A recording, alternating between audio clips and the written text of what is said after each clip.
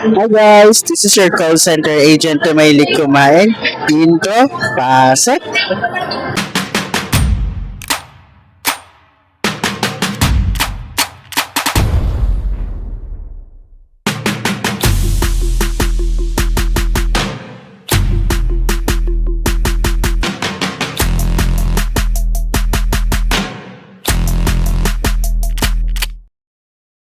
And for today's video, another day, another food trip.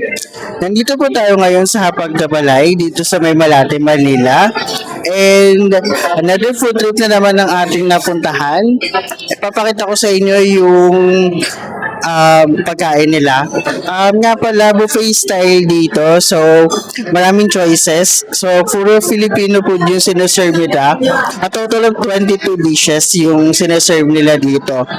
Siyempre, ang pinakagusto ko dito, yung lechon. Yun talaga yung pinuntahan ko dito. And meron ding seafood. And marami pang iba. Siyempre, may mga desserts din. Ayun. So, tara. Kain na tayo.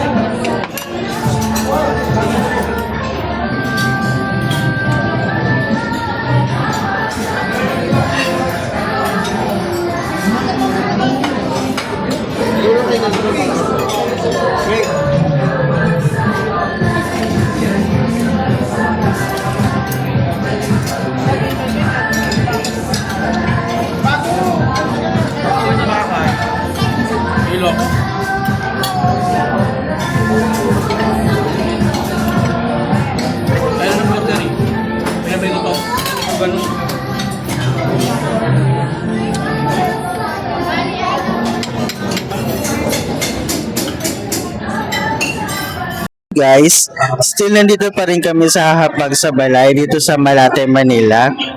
And yung first plate ko, kanina na puno. Ito na lang yung natira. So far so good naman yung food nila dito. And ang pinaka nagustuhan ko dito yung ano nila, yung sisig nila, the best. Tsaka yung caldereta. Tsaka yung mga meat nila, yung especially yung beef. Grabe, ang lambot na talaga. Hindi siya yung sobrang lambot na as in matutunaw, pero malambot siya. Hindi siya nanlalaban. So, first batch is done.